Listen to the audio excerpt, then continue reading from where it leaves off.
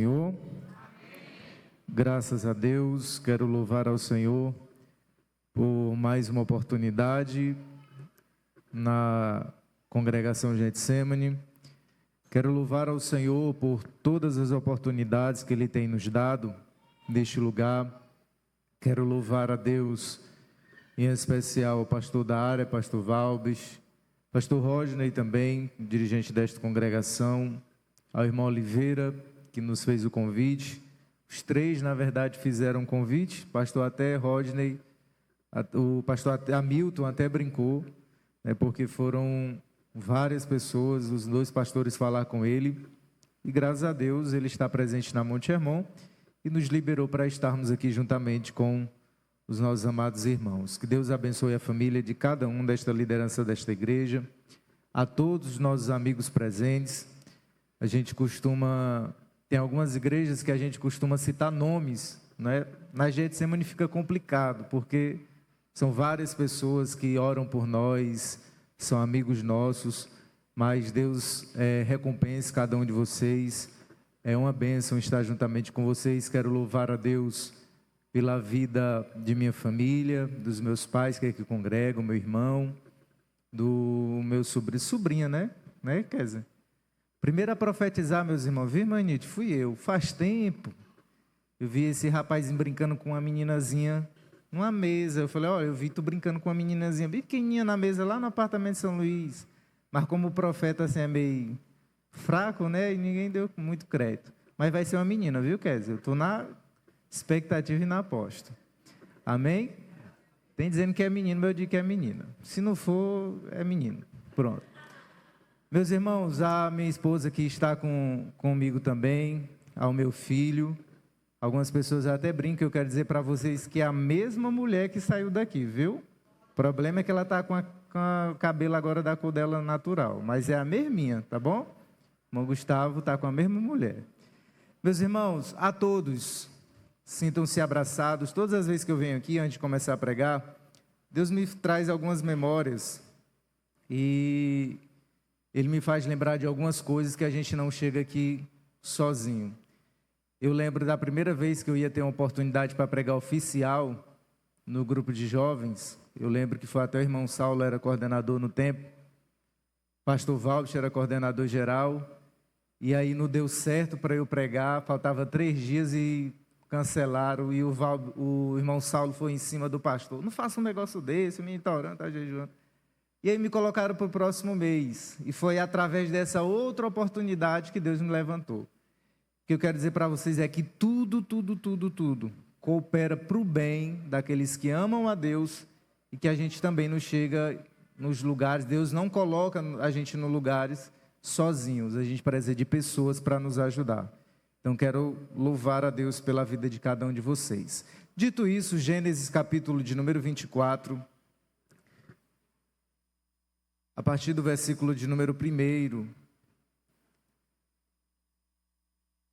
Glória a Jesus. Gênesis capítulo de número 24, versículo de número 1.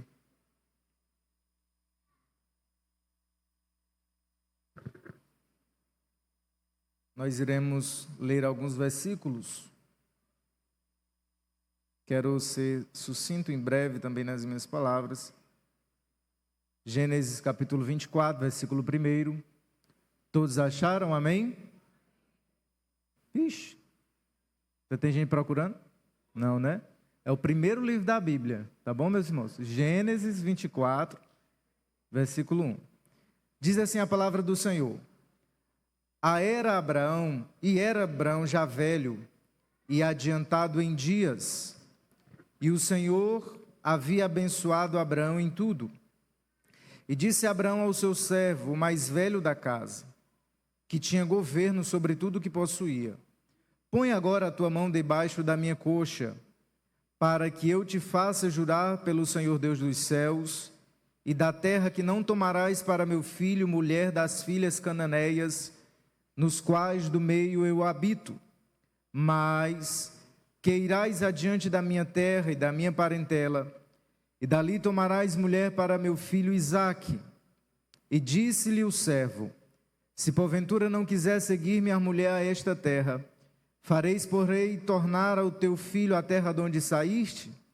E Abraão lhe disse: guarda-te para que não faças tornar para lá o meu filho. O Senhor Deus dos céus, que tornou da casa de meu pai e da terra da minha parentela, e que me falou e me jurou, dizendo: a tua descendência darei esta terra, e ele me enviará o seu anjo adiante da tua face, para que tomes mulher de lá para meu filho. Se a mulher, porém, não quiser seguir-te, serás livre deste juramento, somente não faças lá tornar a meu filho. Amém? Se você puder, continue com sua Bíblia aberta para nós fazermos algumas leituras do texto na forma de exposição. Meus amados, Deus, o nosso Deus, Ele é um Deus de alianças. Uma aliança, ela pode ser compreendida como um relacionamento que é estabelecido entre dois parceiros que assim assumem um objetivo comum. E esse objetivo comum pode ser uma cooperação, uma ideia, um compromisso. Nessas alianças se definem obrigações, responsabilidades mútuas. O certo é que a aliança, em seu sentido geral, está além de um contrato estabelecido, mas é algo que vai estar relacionado também, essencialmente, à sua fidelidade. Um exemplo claro para nós entendermos o que é uma aliança, e podemos usar esse exemplo nesta noite, é o casamento. Nela, o marido e a mulher, de forma voluntária, entram num compromisso, entram numa aliança, de amar a uns aos outros, ser fiel uns aos outros, e vinculam a este amor num ato de fidelidade e amor, construindo uma vida familiar, multiplicando-se através dos filhos, tendo contato, a criação, sucessivamente. A história então, meus irmãos, das alianças, quando a gente vai observar, a história das alianças começa ainda no princípio. Há uma aliança que nós denominamos de aliança adâmica. A primeira aliança que Deus faz com o homem é nesta aliança. Deus chama Adão e faz uma aliança, e essa aliança ele usa ao homem e chama ele de sua imagem e semelhança. Ele coloca o homem para ser político e governador da terra.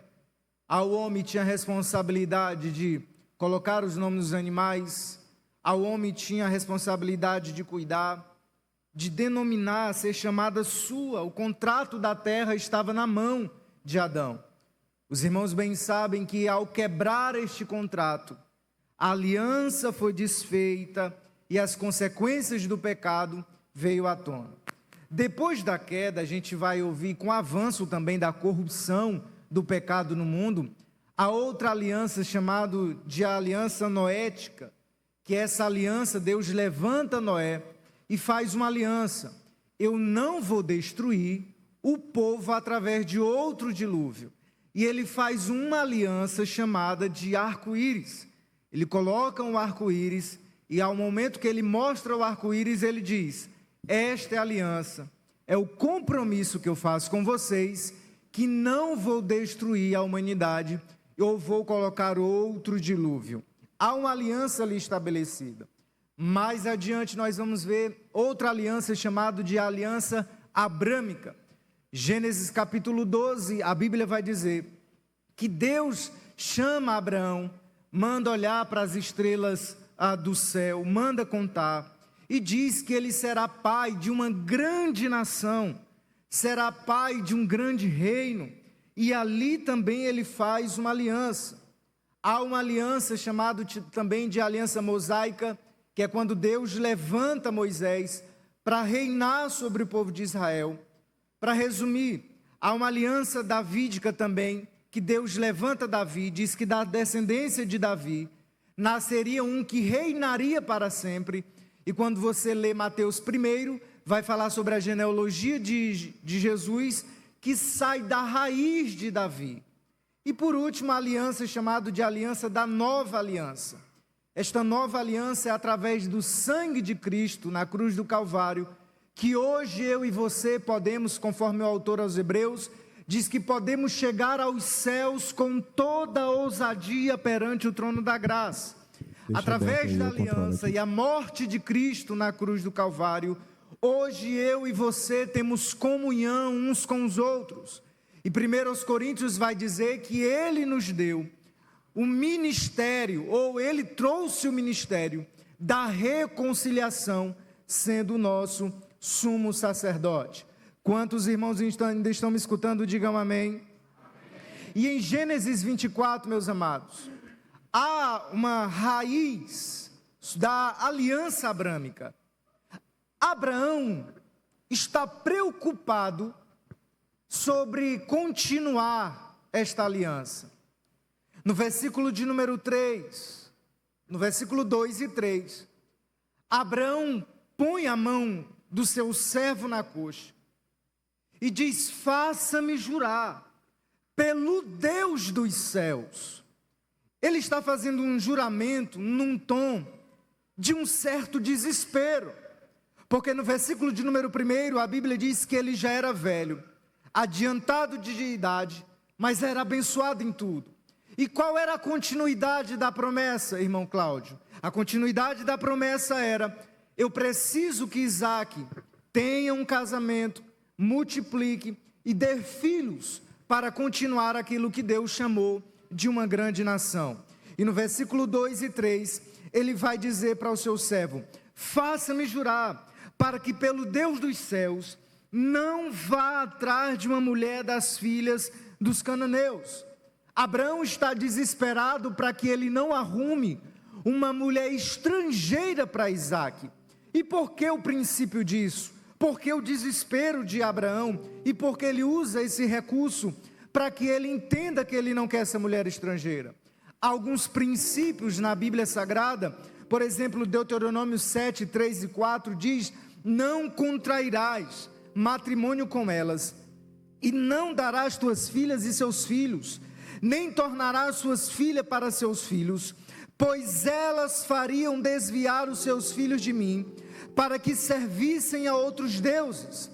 Êxodo 34, 15 e 16 diz: para que não façais alianças com moradores da terra, e eles prostituindo após os teus deuses, tome as suas filhas para seus filhos, e faça com que os seus filhos se prostituam com outros deuses.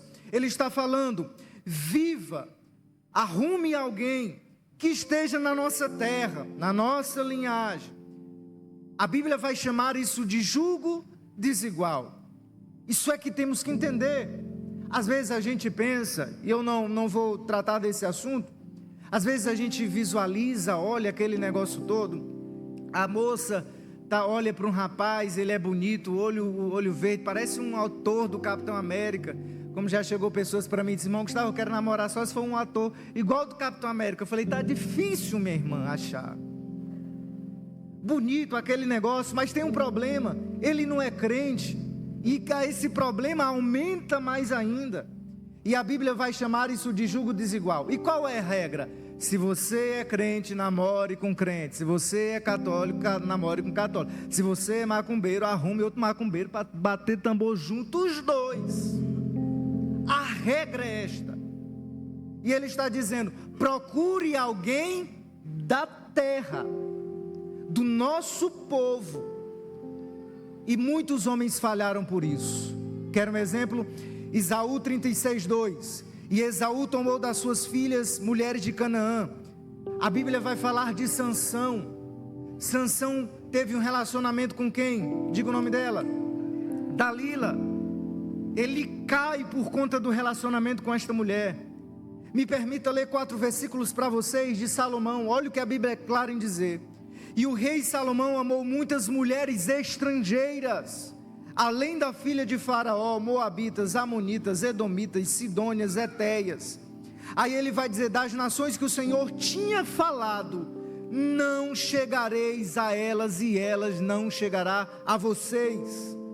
E tinha 700 mulheres princesas, 300 concubinas, e lhes perverteram o coração. Aí o versículo 4 diz: porque sucedeu que no tempo da velhice de Salomão, suas mulheres lhe perverteram o coração para seguir outros deuses, e o coração dele não era perfeito para com o seu Senhor Deus, como o coração de Davi seu pai.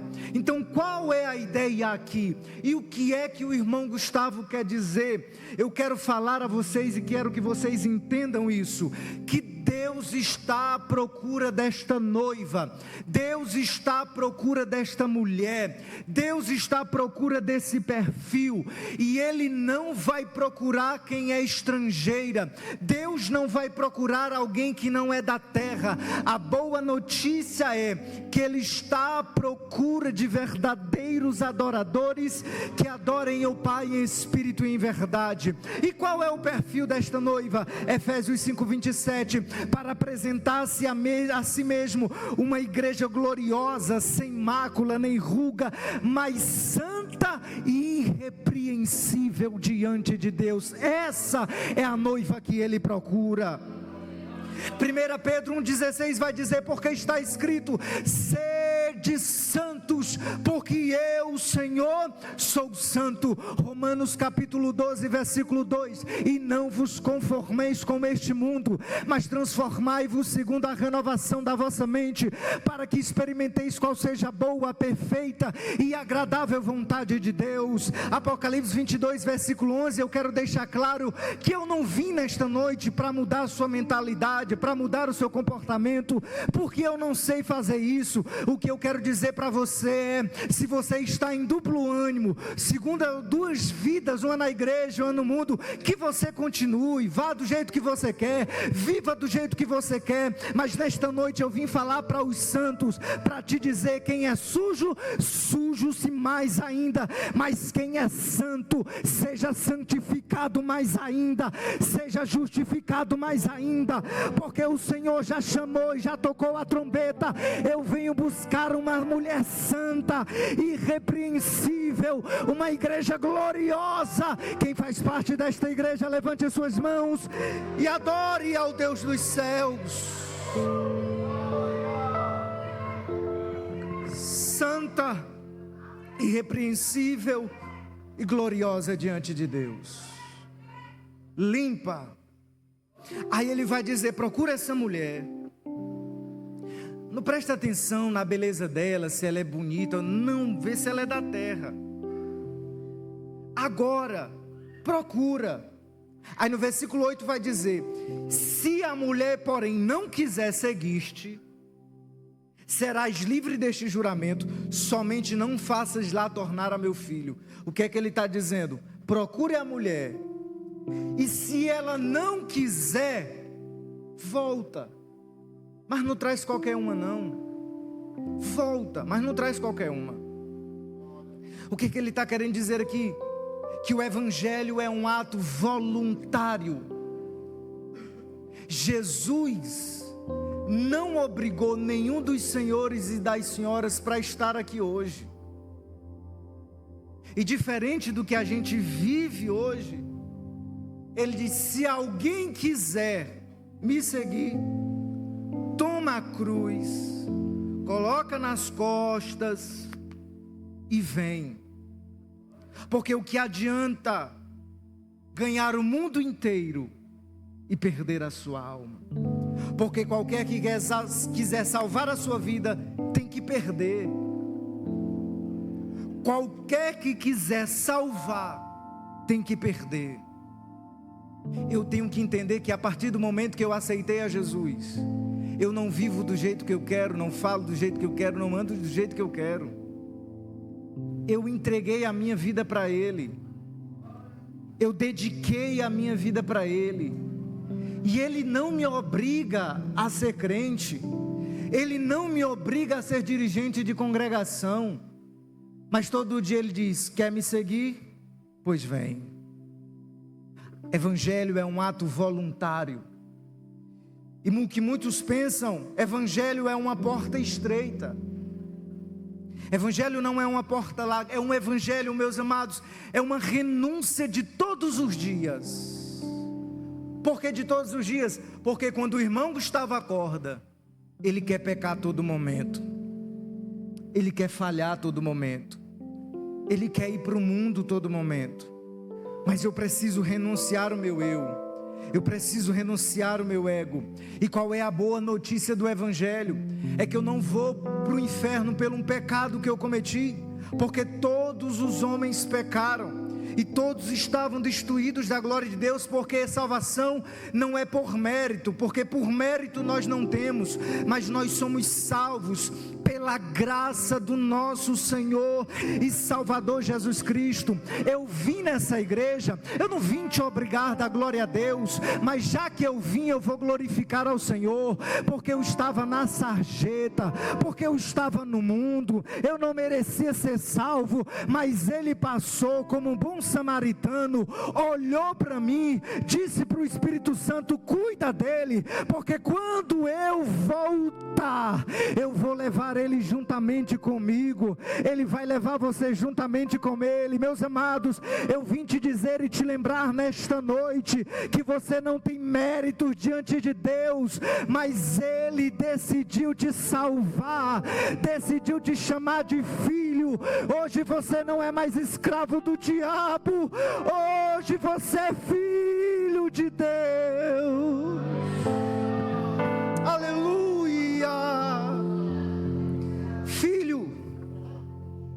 Filho de Deus. Mas me permita continuar. Ele vai falar com a noiva, e no versículo de número 16, ele vai dizer que ele olha para a donzela e dá as características da donzela. Como é essa donzela?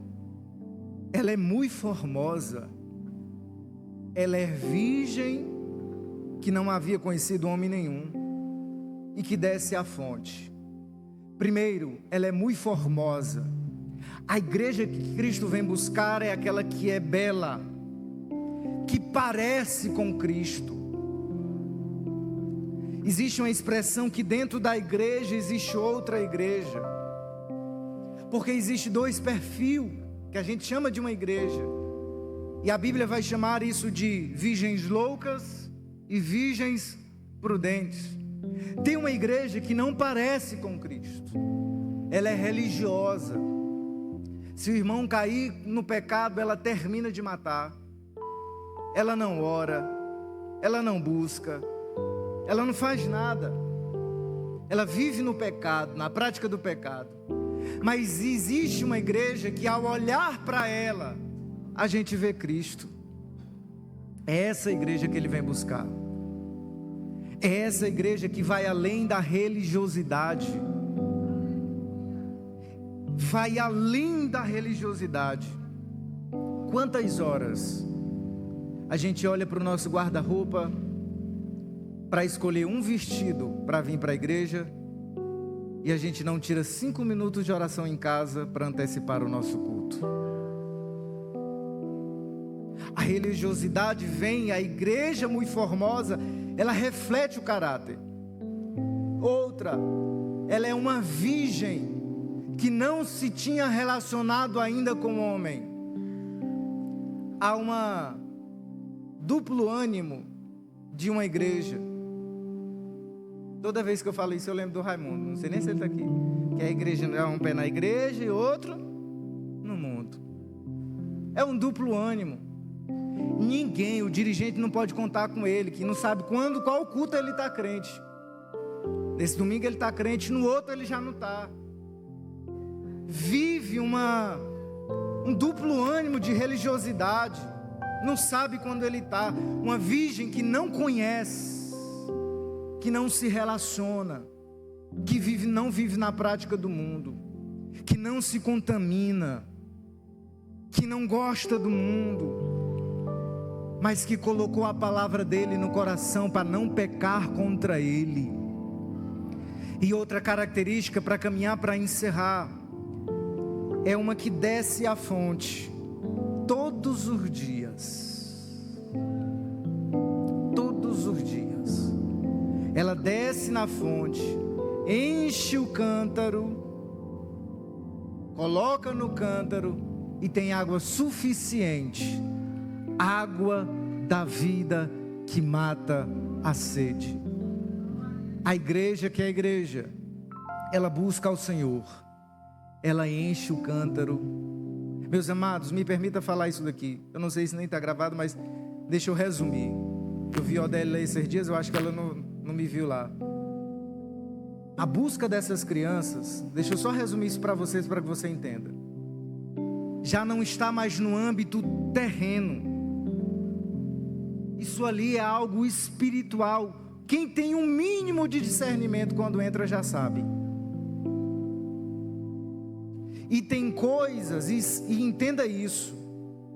Isso só vai ser descoberto. Se está gravado, grave, que eu não vou me envergonhar quando estou falando isso. Isso só vai ser descoberto quando a igreja se levantar em oração para quebrar isso dali.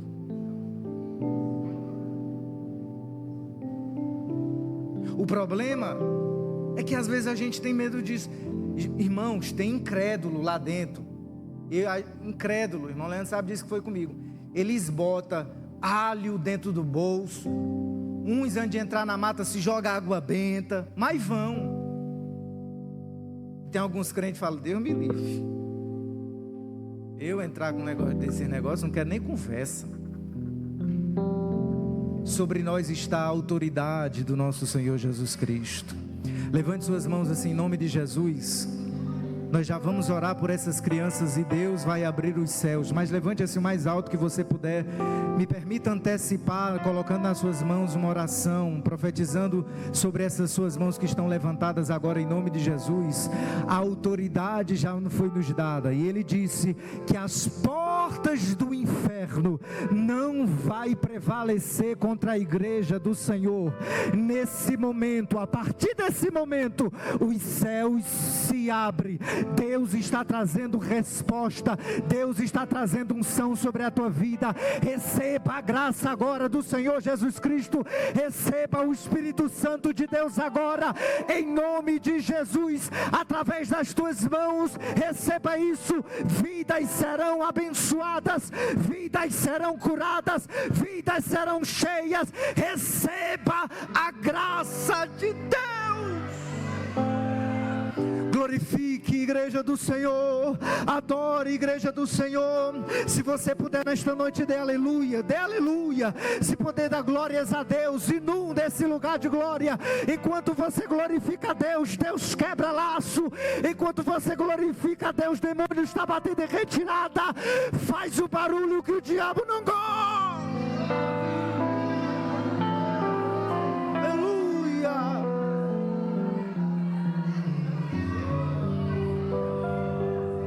Aleluia. E me permita falar o último ponto. A Bíblia vai dizer no Salmo 50, no versículo 53, que quando ele conversa, fala tudo, toda a história que vocês já sabem disso, aí ele vai dizer que ele tira do bolso joias de prata, joias de ouro, vestidos, e dá a Rebeca. Esse ato, na cultura judaica, é chamado de o amigo do noivo. É aquele que intercede por ele. Na cultura judaica, o noivo, no período do noivado, ele se distanciava da noiva, ia para sua casa, ela ia para dela, e esse amigo do noivo intercedia. Quando ela queria um recado, o amigo do noivo dava, e quando o amigo do noivo queria dar esse recado para ela, ele intercedia. E todas as vezes que ele visitava a noiva, ele levava presentes, joias, vestidos. E a Bíblia vai falar de um amigo do noivo, chamado de Espírito Santo. Todas as vezes que você, mesmo sem conseguir falar, somente com lágrimas, aí a Bíblia diz que ele se apresenta com gemidos inexprimíveis. E a Bíblia diz que nós não sabemos orar como convém. Aí ele interpreta as nossas orações. Ele é chamado de nosso amigo, de nosso Deus, de nosso Senhor. e para quem quer ele tem joias. Mas me permita concluir esse ponto. Quando ele vai embora, no versículo de número 58, ele chama a Rebeca e diz assim: Rebeca, o convite está feito, vamos. Rebeca, a família de Rebeca cerca, né? E diz: não, me permita passar mais uns dias aqui, fica aqui com a gente um pouquinho. Ela disse: não, eu irei, eu não vou mais ficar aqui. E a expressão que ela usa é: eu irei. O noivo já está chamando. Tem gente que tem esse pensamento: eu não quero ir porque vou passar mais um pouquinho de dias aqui. Mas a noiva separada está dizendo nessa noite: Maranata, a hora vem, Senhor Jesus. Eu irei ao chamado dele. Apocalipse 21, versículo 1 e 2 diz assim: e vi um novo céu e uma nova terra, porque já o primeiro céu já se passou, a primeira terra passaram e o mar já não existe. Aí ele vai dizer: eu vi uma nova cidade, uma nova Jerusalém, que descia do céu adereçada como uma esposa adornada para seu marido. Apocalipse 21, versículo 4 diz: e Deus limpará dos olhos toda lágrima. Lá não haverá mais morte, lá não haverá mais pranto, nem dor, nem clamor, porque as primeiras coisas já se passaram. Apocalipse 21, versículo 23: e a cidade não necessita de sol e nem de lua, porque nela resplandece a glória de Deus, e o Cordeiro é a sua lâmpada. Apocalipse 21, 27: e nela não entrará coisa alguma que contamine, que cometa mentira, mas só os que estarão escritos no livro da vida. Aleluia. Hebreus 4:9 diz: portanto nos resta um repouso para o povo de Deus. Filipenses 3:20 vai dizer: mas a nossa cidade está nos céus, de onde esperamos o Salvador, o Senhor Jesus Cristo. Aí ele vai dizer que ele, pelo seu poder, tirará aquilo que é corruptível, arrancará aquilo que é corruptível e nos tornará daquilo que é incorruptível diante dele, para a glória de Deus. João capítulo 14, versículo 2 vai dizer: não se turbe o vosso coração, na casa de meu Pai há muitas moradas. Eu irei. Nós só estamos de passagem nesse lugar. Nossa morada não é aqui. Nós pertencemos ao céu. E me deixa lhe falar uma coisa que pode ser até forte: não troque nada pelo céu. Não troque nada pelo céu. Se desfaça dessa amizade, mas não troque o céu. Largue até, se for preciso, o cargo, mas não perca o céu. Não perca o céu. Não brinque. Não perca o céu, porque a trombeta de Deus vai tocar e a igreja subirá juntamente com ele nas nuvens. Assim como Abraão usou a expressão, me permita usar nesta noite: pelo amor de Deus, não para de pensar no céu, acorde pensando no céu, durma pensando no céu, porque ele vem buscar a sua amada noiva para se casar com ele. E a única alegria que nós temos é que nós olharmos para o céu. Imagina comigo, feche os seus olhos, imagina comigo, quando a angélica trombeta nesse mundo estrugir, o meu nome ouvireis, pois eu creio na promessa e que Deus a vai cumprir. Quando ouvi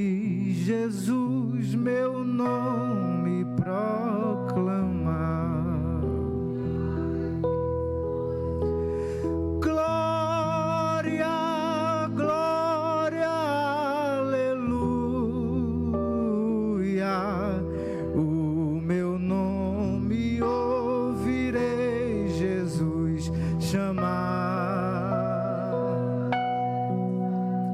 Glória, glória, aleluia.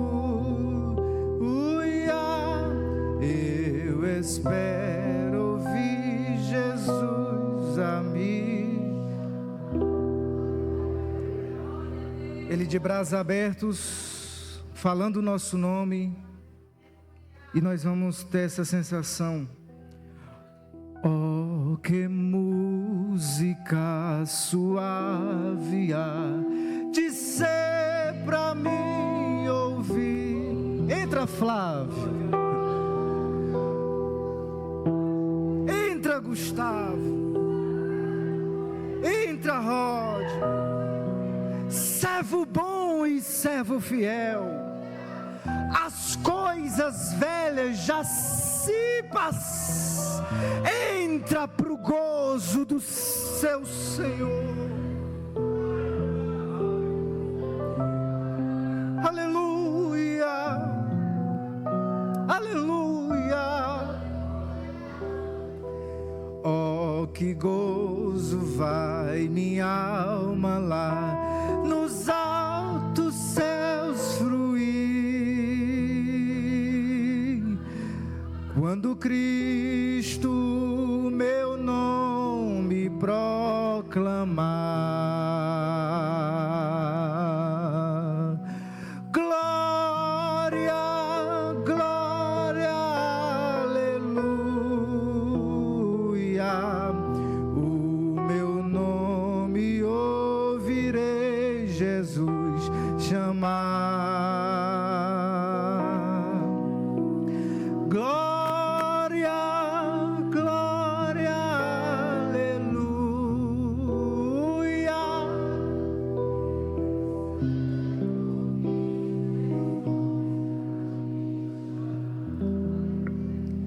Fique de pé em nome de Jesus.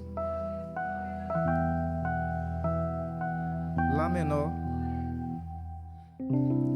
A porta da casa mais sim. Lá menor. Porta da casa. Lá menor.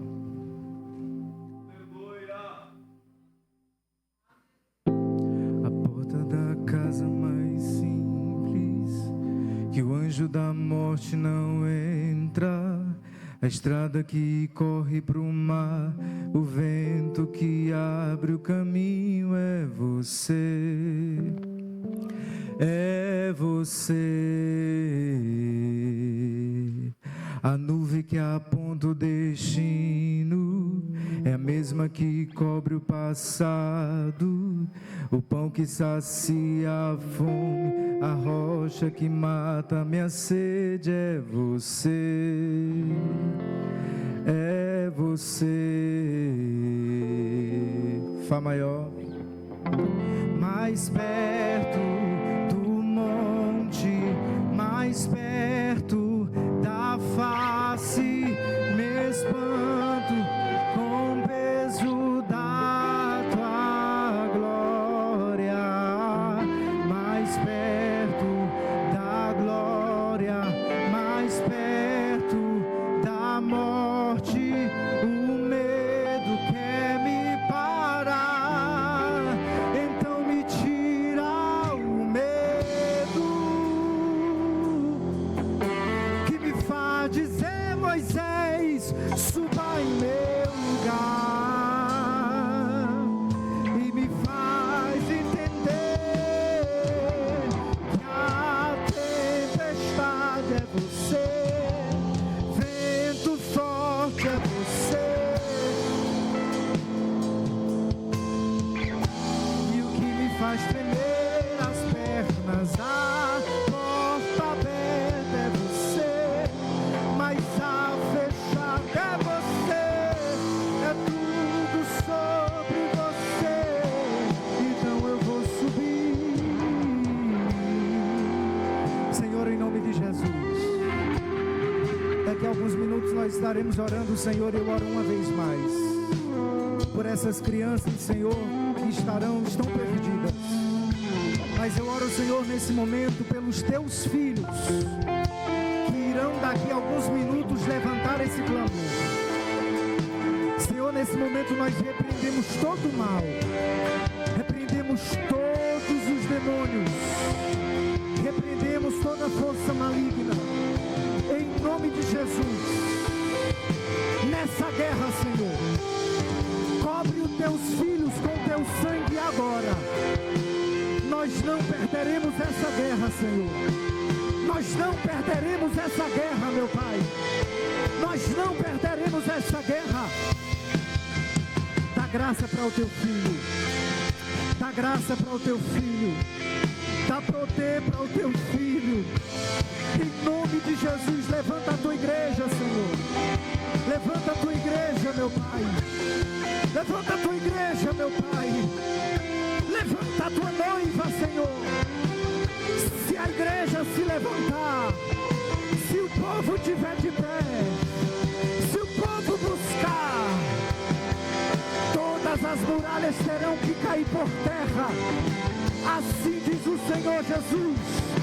Igreja minha,